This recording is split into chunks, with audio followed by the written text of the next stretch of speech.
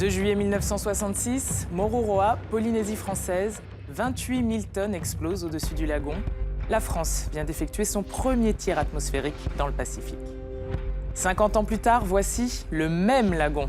La couronne de corail s'est affaissée et la végétation a quasiment disparu. Les raisons de ce désastre, 30 années de campagne nucléaire en Polynésie, à Moruroa et Fangatofa.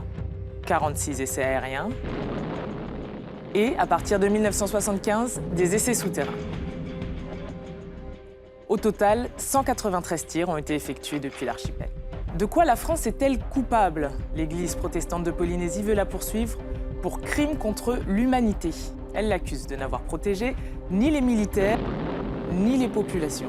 Les hommes de la rue pensent que toutes les précautions ont été prises, ils ont confiance. Et pensent vraiment que toutes les précautions ont été prises pour qu'il n'y ait rien à dire. Ils n'ont pas peur. Ils n'ont pas peur.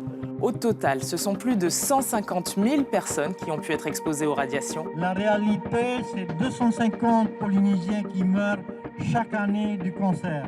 Depuis 1992, près de 8 000 Polynésiens ont été suivis pour des maladies potentiellement radio-induites. Le projet de loi est adopté. En 2010, la loi Morin reconnaît pour la première fois la responsabilité de la France et donne accès à des indemnisations. Mais les victimes les jugent dérisoires. En 6 ans, sur 1000 dossiers déposés, seulement 20 ont été acceptés, soit 98% des demandes rejetées. C'est une malhonnêteté. C'est une malhonnêteté de la part de l'État français. On nous a pris pour des idiots. Autre menace est de taille. À Moruroa, les essais souterrains ont provoqué une faille dans l'atoll qui risque à tout moment de s'effondrer. L'effondrement de plusieurs centaines de milliers de mètres cubes de roches vont provoquer en retour un tsunami. Pour neutraliser toute trace de radioactivité dans le sol et les eaux polynésiennes, il faudra attendre des centaines de milliers d'années.